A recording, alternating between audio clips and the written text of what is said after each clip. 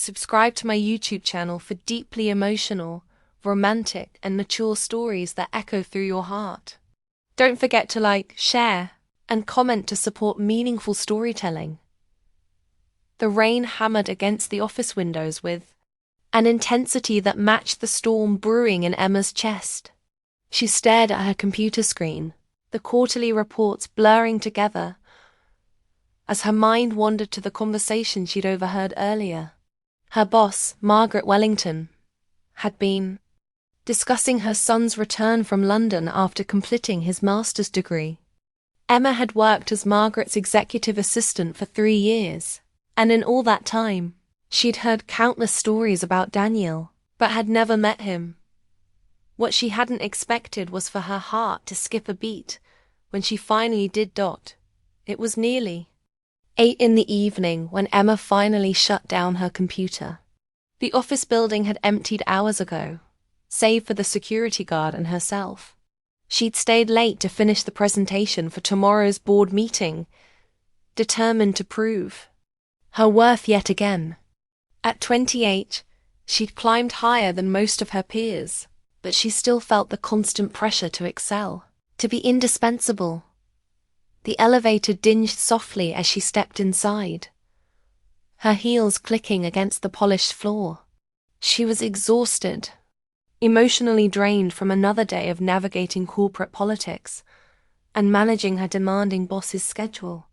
All she wanted was to go home to her small apartment, pour a glass of wine, and lose herself in a good book.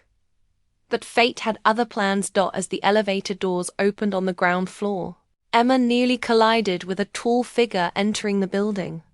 She looked up, startled, and found herself staring into the most captivating pair of green eyes she'd ever seen. The man was striking dark hair slightly tousled from the rain, a jawline that could have been carved from marble, and an expression of surprised curiosity that mirrored her own. "I'm sorry," he said, his voice warm and slightly accented with hints of his time abroad. "I didn't expect anyone to still be here." Emma's breath caught. She knew immediately who he was. The resemblance to Margaret was unmistakable, though where? His mother was sharp and austere. He possessed a gentle warmth that drew her in like a moth to flame. "You must be Daniel," she managed, her professional composure wavering slightly. "I'm Emma Carter, your mother's assistant."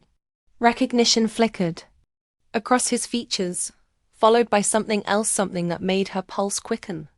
"Emma," he repeated, as if testing how her name felt on his tongue. "Mother's mentioned you countless times. She speaks very highly of your work." A compliment sent a flutter through her chest, but she maintained her professional demeanor. "Thank you. I was just heading home." "In this weather?" Daniel glanced toward the glass doors where the storm raged on. "Do you have a car?" "I usually take the bus," Emma admitted, suddenly self-conscious about her modest means compared to the Wellington family's obvious wealth. "Not in this storm. You won't." His concern seemed genuine, not condescending. "Let me give you a ride home. It's the least I can do after nearly bowling you over." Emma hesitated. Accepting rides from her boss's son felt like crossing a line, even if it was innocent. But the alternative was standing in the rain for who knew how long, waiting for a bus. That might not come. "Are you sure?" "I don't want to impose." "You're not imposing," Daniel said, his smile warm and reassuring. "I insist." 20 minutes later, Emma found herself in the passenger seat of Daniel's sleek BMW, trying to ignore how the leather seat seemed to embrace her, and how his cologne filled the car with a subtle, intoxicating scent. The rain drummed against the windshield as they navigated the city streets, and she found herself stealing glances at his profile in the dashboard light. "So," Daniel said, breaking the comfortable silence, "how long have you been working for my mother?" 3 years, Emma replied, surprised by how easy it was to talk to him. "She's demanding, but fair. I've learned a lot." "That sounds like mother." Daniel chuckled, and the sound sent warmth spreading through Emma's chest. She's never been one to accept anything less than perfection. And you? Emma asked, then immediately regretted the personal question. I mean, your mother mentioned you were in London. How was that? Educational, Daniel said, his tone thoughtful. I studied international business, but I think I learned more about myself than anything else. There's something about being in a different country that strips away all the assumptions you have about who you are. Emma understood that feeling more than she cared to admit. She'd grown up in a small town, the daughter of a single mother who worked 2 jobs to make ends meet. Coming to the city, climbing the corporate ladder, it had all required her to reinvent herself to become someone stronger and more confident than the shy girl she'd once been. Are you planning to join the company? She asked, though she already knew the answer.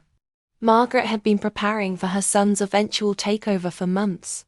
Eventually, Daniel said, his grip tightening slightly on the steering wheel. Though, I'm not sure I'm ready for the pressure that comes with being Margaret Wellington's son and heir apparent. There was something vulnerable in his admission, a crack in the confident facade that made Emma's heart ache. She recognized the weight of expectations, the fear of not measuring up. For what it's worth, she said softly, I think you'll do fine. Your mother doesn't strike me as someone who would accept anything less than excellence, even from her own son. Daniel glanced at her, and for a moment their eyes met. The air in the car seemed to crackle with electricity, and Emma felt her cheeks warm under his gaze. Thank you, he said quietly. That means more than you know. They drove in comfortable silence for a while, the city lights blurring past the windows. Emma found herself wishing the drive would last longer, that she could stay in this bubble of warmth and possibility. But all too soon, Daniel was pulling up in front of her modest apartment building. This is it, she said, gathering her purse and briefcase. Thank you for the ride. You really didn't have to. I wanted to, Daniel said, and there was something in his voice that made her pulse skip. Emma, I hope this doesn't sound too forward, but would you like to have dinner sometime? I mean, when I'm not practically a stranger picking you up in a storm. The invitation hung in the air between them, loaded with possibility and danger. Emma's rational mind screamed warnings about workplace relationships, about the complications of getting involved with her boss's son. But her heart, traitorous thing that it was, wanted nothing more than to say yes. Double quotes she began, then stopped. Daniel, I don't think that's a good idea. I work for your mother, and I'm not asking you as my mother's employee, Daniel interrupted gently. I'm asking you as a man who just spent the best part of his evening talking to an incredible woman. Emma's breath caught. No one had ever called her incredible before, and hearing it from him made her feel like she might float away. But reality crashed back quickly. It's complicated, she said finally. Your mother. My job. I can't afford to jeopardize my career. Daniel's expression softened with understanding. I respect that. But Emma, some things are worth the risk. Before she could respond, he was getting out of the car and walking around to open her door. The rain had slowed to a gentle drizzle, and the streetlights cast everything in a romantic golden glow.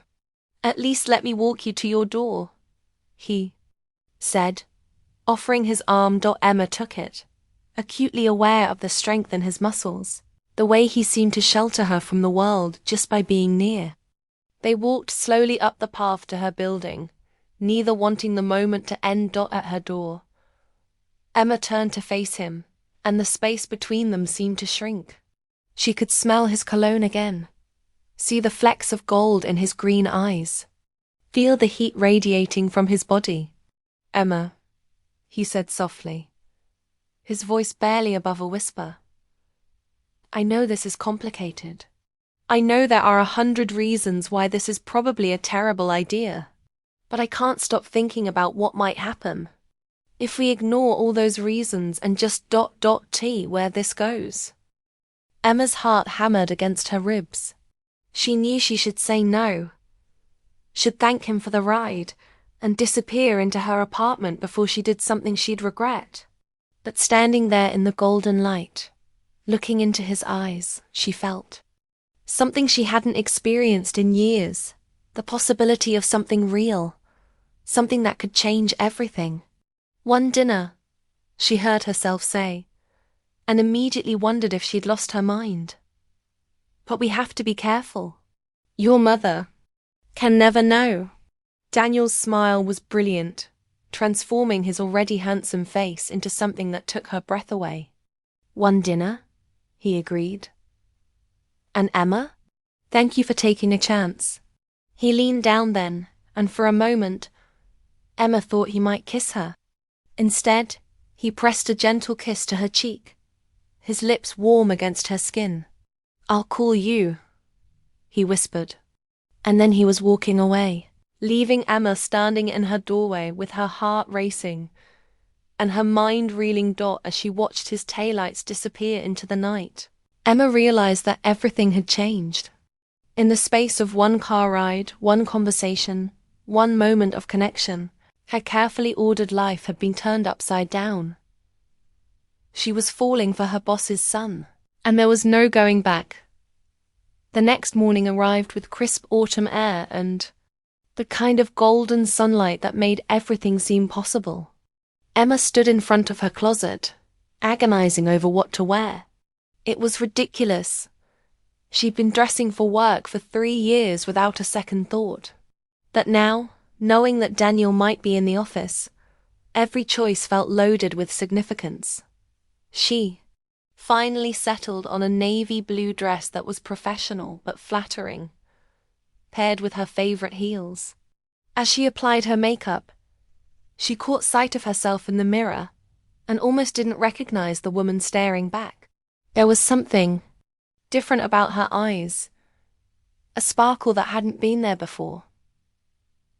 The commute to work felt different too. Instead of dreading another day of Margaret's demands and corporate politics, Emma found herself humming softly, anticipating the possibility of seeing Daniel again.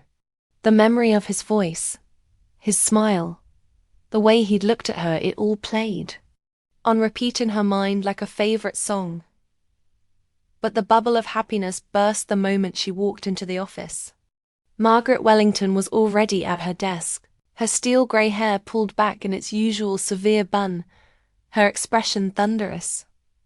Emma, Margaret said without looking up from her papers. My office. Now. Emma's heart sank. Had Margaret somehow found out about last night? Did she know about Daniel giving her a ride home? With trembling hands, she gathered her notepad and followed her boss into the corner office with its floor-to-ceiling windows and imposing mahogany desk. Close the door, Margaret commanded, and Emma obeyed, her palms growing sweaty. I've been thinking about the Henderson account, Margaret began, and Emma exhaled slowly. This was about work, not Daniel. I need you to reschedule my entire day. I want to meet with the Henderson team this afternoon, and I need you to prepare a full presentation on our Q3 numbers. Of course, Emma replied, relief making her voice stronger. I'll get right on it. Good. Margaret's piercing blue eyes, so different from Daniel's warm green ones, fixed on Emma with laser precision. And Emma? I expect discretion and professionalism from my employees at all times. Personal entanglements can be problematic. The words hit Emma like a physical blow. Margaret knew. Somehow, she knew about Daniel, about the ride home, about the dinner invitation. Emma's carefully constructed facade began to crumble. I'm not sure I understand, Emma managed, though they both knew she understood perfectly. Don't you? Margaret's smile was sharp as a blade. My son is back in town, Emma, And while I appreciate your dedication to this company, I want to make sure we understand each other. Daniel is brilliant, but he's also impulsive. He has a tendency to get distracted by pretty faces. The dismissal in Margaret's tone made Emma's cheeks burn. Mrs. Wellington, I assure you that my relationship with your son is purely professional. He simply offered me a ride home in the storm last night. I'm sure he did. Margaret's voice dripped with skepticism. But I know my son, Emma, and I know ambitious young women. I've built this company from nothing, and I won't have it jeopardized by office romance. The accusations stung, but Emma held her ground. With respect, Mrs.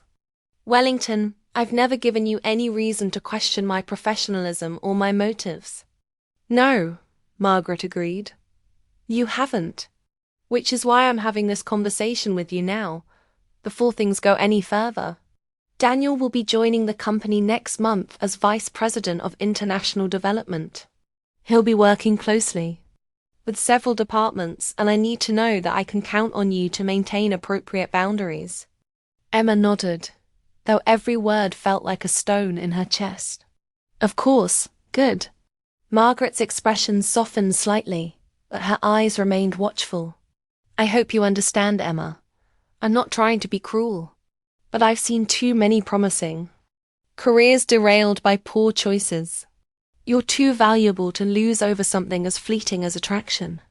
The conversation ended with Emma returning to her desk, her mind reeling. Margaret's message had been clear. Stay away from Daniel, or face the consequences.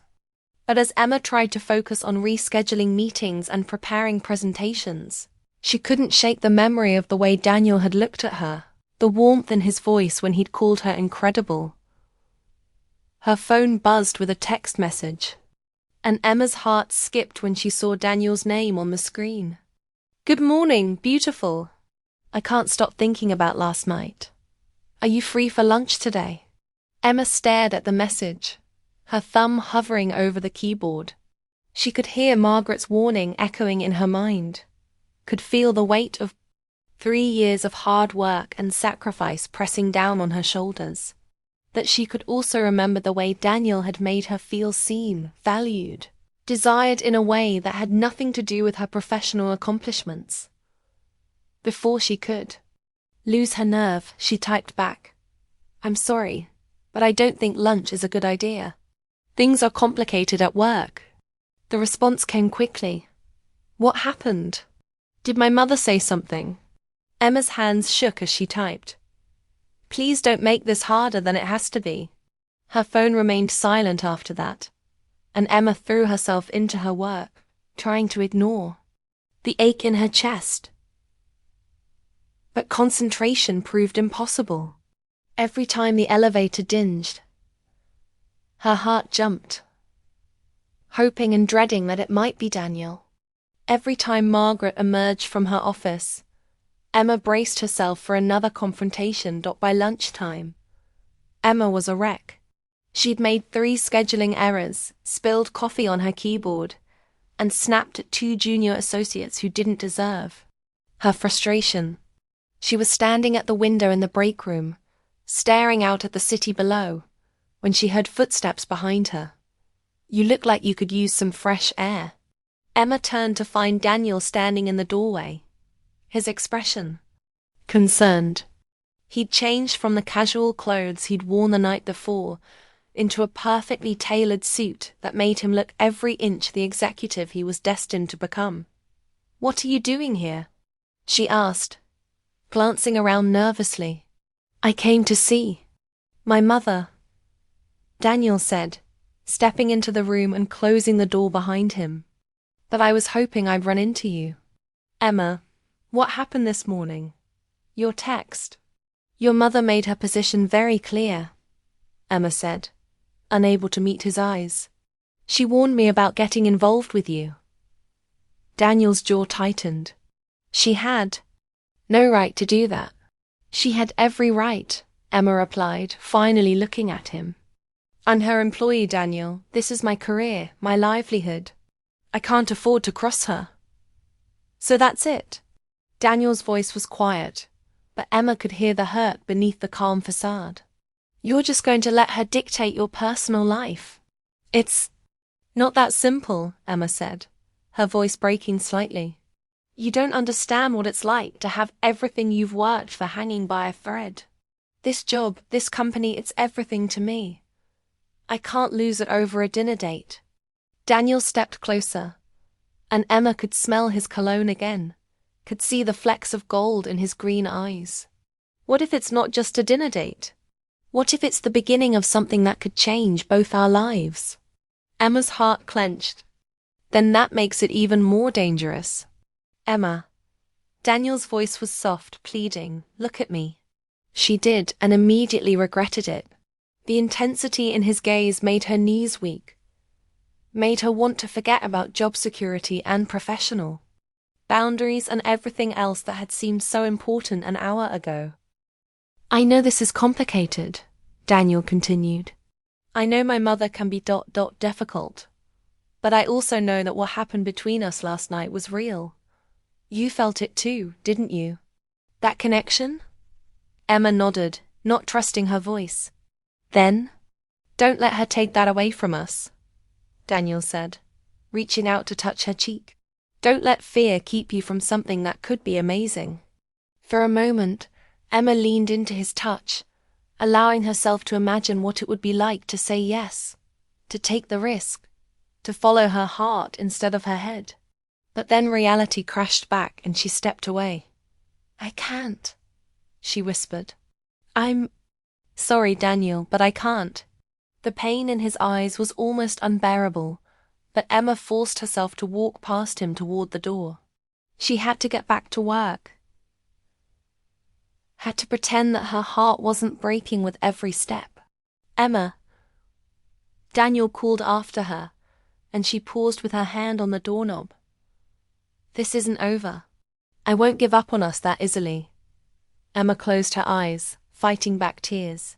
Please don't make this harder than it has to be. I'm not trying to make it hard, Daniel said. I'm trying to make it possible. But Emma was already walking away, leaving him standing alone in the break room with his heart in his hands. The days that followed were a special kind of torture. Emma threw herself into her work with renewed intensity, staying late, taking on extra projects, anything to avoid thinking about Daniel. But he was everywhere in conversations with Margaret about his upcoming start date, in the reorganization plans for the International Development Department, in the very air she breathed. Margaret seemed pleased with Emma's renewed dedication, praising her work ethic and attention to detail. But Emma could see the watchful calculation in her boss's eyes, the way she monitored Emma's every move for signs of weakness or wavering resolve.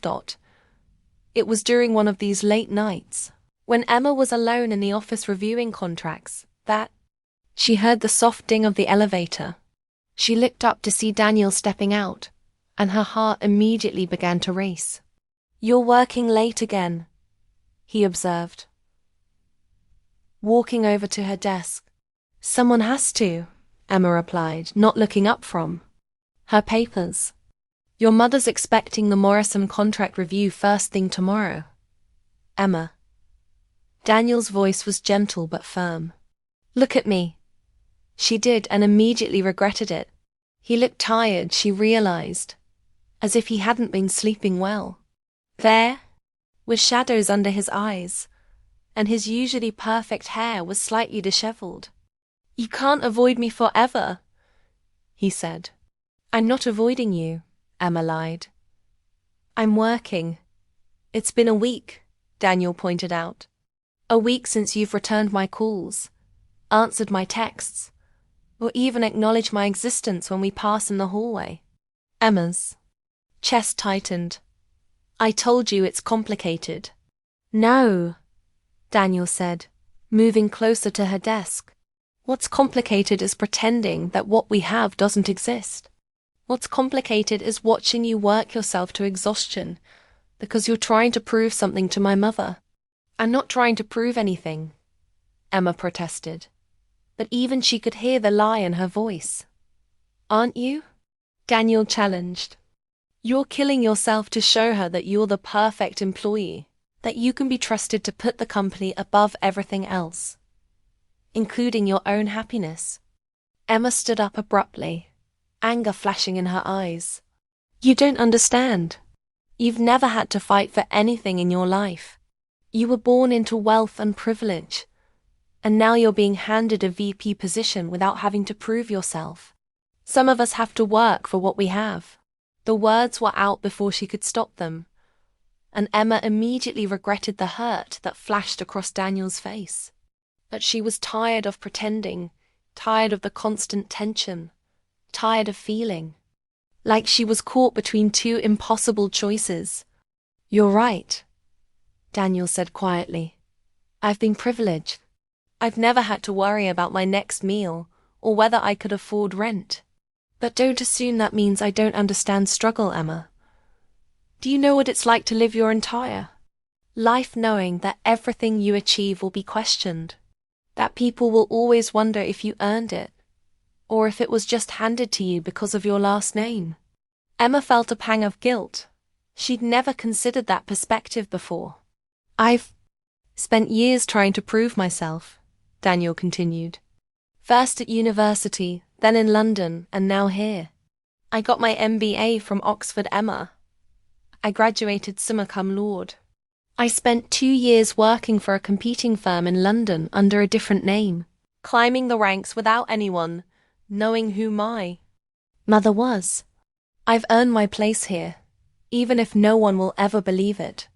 Emma stared at him, seeing him clearly for the first time. She'd assumed he was just another spoiled rich kid, but the pain in his eyes told a different story. They were both fighting the same battle, just from different sides. "I'm sorry," she said softly. "I didn't know." "There's a lot you don't know about me," Daniel said. "Just like there's a lot I don't know about you. But I'd like to change that, if you'll let me." Emma felt her resolve wavering. Daniel ... "One dinner," he said, echoing the words from that night in the rain. "That's all I'm asking for. One chance to show you that this could be worth fighting for." Emma closed her eyes, feeling the weight of the decision pressing down on her. She thought about her mother, who had worked 2 jobs to put her through college. She thought about her small apartment, her modest salary, the security she'd worked so hard to build. But she also thought about the loneliness that had become her constant companion, the way she'd convinced herself that career success was enough, that she didn't need love or connection or the terrifying beauty of taking a risk on someone else. "Where?" she asked, and Daniel's face lit up with hope. "My apartment," he said. "I'll cook for you. That way we can talk without worrying about being seen." Emma nodded, not trusting her voice. She was about to cross a line she'd sworn she wouldn't cross, that for the first time in a week, she felt like she could breathe again. "Saturday night," Daniel continued. 7 o'clock. I'll text you the address." "Okay," Emma whispered. Daniel smiled, and the sight of it made her heart flutter. "Thank you, Emma, for taking a chance on us." As he walked away, Emma sank back into her chair, her hands shaking. She'd just agreed to have dinner with her boss's son, knowing full well that it could cost her everything. But as she watched Daniel disappear into the elevator, she realized that some things were worth the risk. She just hoped she was brave enough to see it through. Saturday arrived with the kind of crisp autumn weather that made everything seem possible.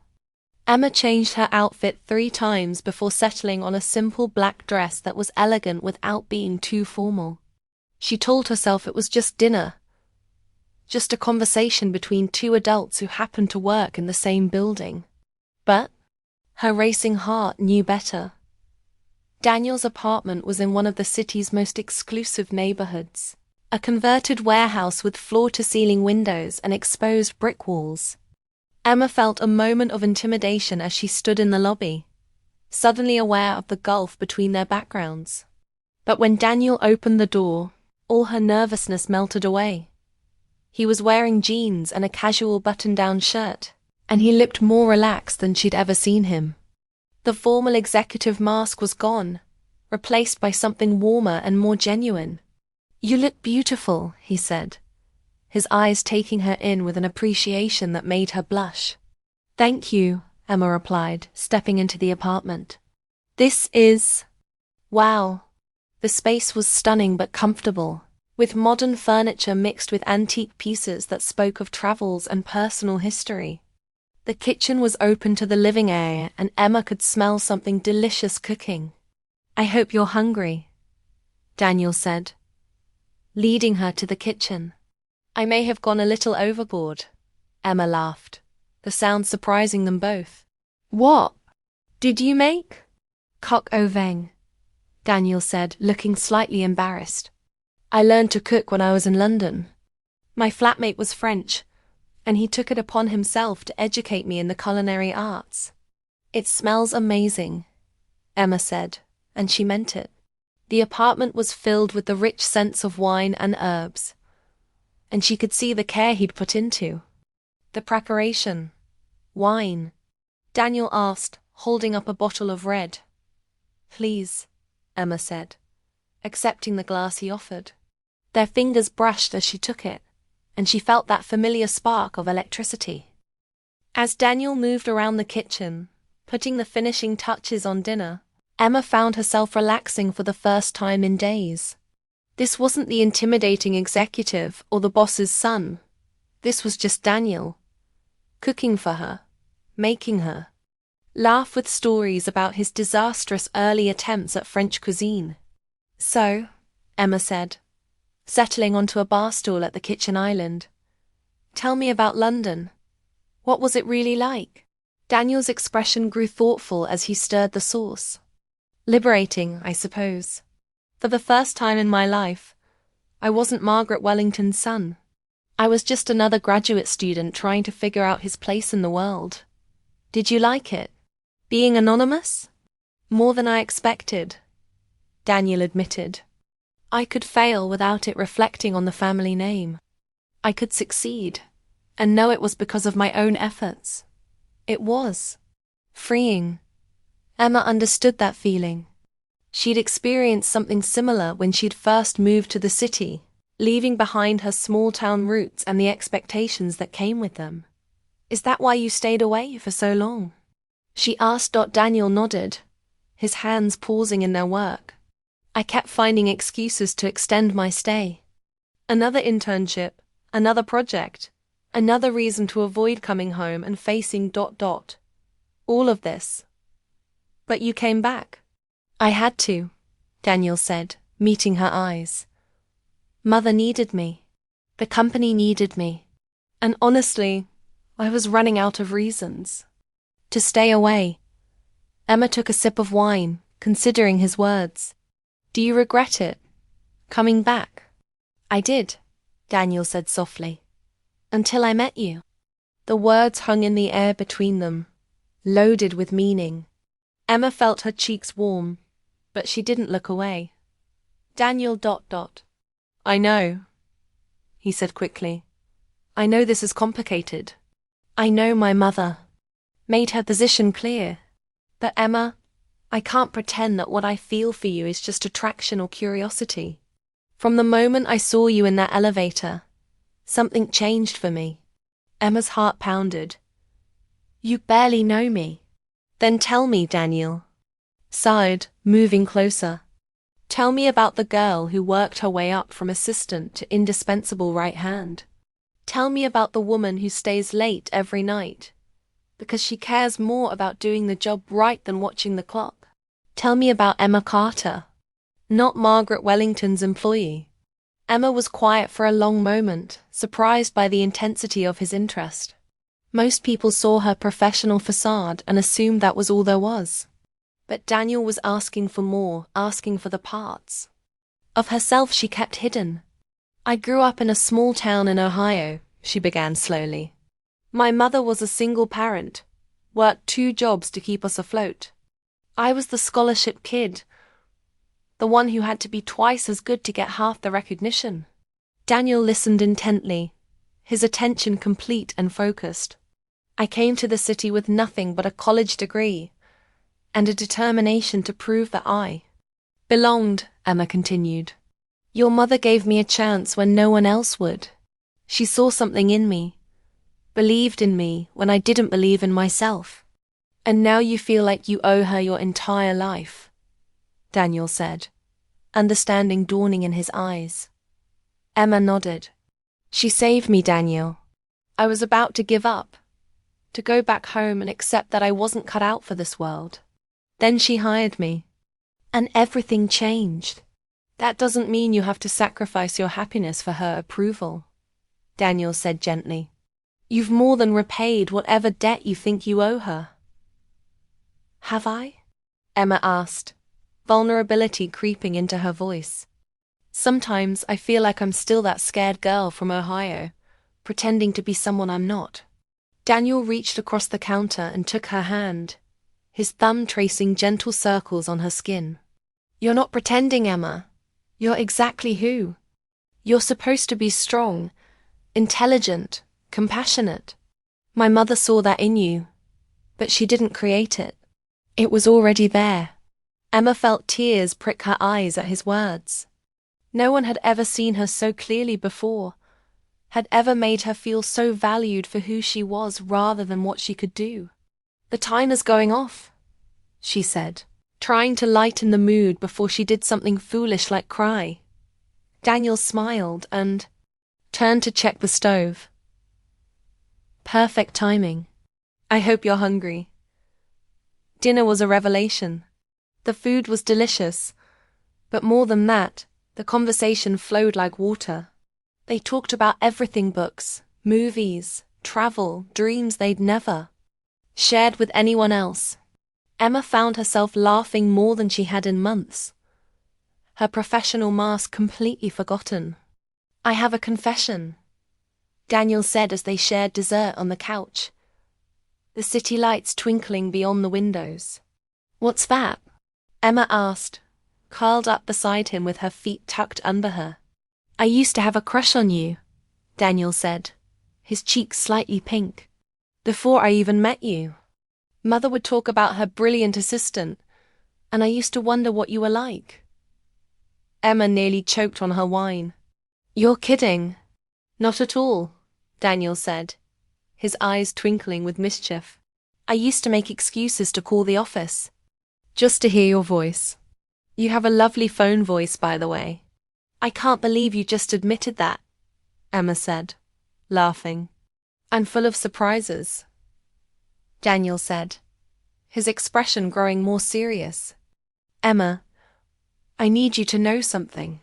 This isn't just about attraction or rebellion against my mother. You're the first person I've met who makes me want to be better, to be worthy of someone as incredible as you. Emma's breath caught. Daniel ... I know you're scared, he continued. I know there are risks, but I also know that some things are worth fighting for. You're worth fighting for. The space between them seemed to shrink, and Emma found herself leaning closer, drawn by the warmth in his eyes and the sincerity in his voice. When Daniel's hand cupped her cheek, she didn't pull away. I'm terrified, she whispered. So? Am I? Daniel admitted, but I'm more terrified of letting you go. When he kissed her, it was gentle and tentative, a question rather than a demand. Emma's heart soared as she kissed him back, all her fears and doubts melting away in the face of this perfect moment. But even as she lost herself in the sweetness of his lips, a small voice in the back of her mind whispered warnings about the storm they were about to face. Because Emma knew that this was just the beginning. The real test would come when they had to face the world and Margaret Wellington together. For now, though, she chose to ignore the voice of caution and surrender to the magic of falling in love with the one person she was supposed to stay away from. The following Monday arrived with the weight of inevitability. Emma sat at her desk, trying to focus on her work, but her mind kept drifting to Saturday night. The memory of Daniel's kiss lingered like a sweet melody she couldn't shake. And every time she thought about it, her cheeks warmed and her heart fluttered. But reality had a way of intruding on even the most perfect moments. Margaret Wellington was in full form, demanding updates on 3 different projects, scheduling back-to-back meetings and maintaining her usual standard of exacting perfection. Emma found herself grateful for the distraction, even as she caught herself glancing toward the elevators every few minutes. It was mid-morning when the call came in. Emma answered with her usual professional greeting, but her heart skipped when she heard Daniel's voice on the other end. "Good morning, beautiful," he said, and Emma could hear the smile in his voice. "Mr. Wellington," Emma replied carefully, acutely aware that anyone could be listening. "How can I help you?" "Professional, I like it," Daniel said, amusement coloring his tone. "I was calling to schedule a meeting with my mother. I need to discuss my start date and the transition plan." "Of course," Emma said, pulling up Margaret's calendar. "She has an opening at 2 o'clock this afternoon." "Perfect," Daniel said. "And Emma? I was wondering if you'd like to have lunch today. I know a quiet place where we won't be disturbed." Emma's pulse quickened, but she kept her voice steady. "I'm afraid I have a working lunch scheduled with the Morrison team."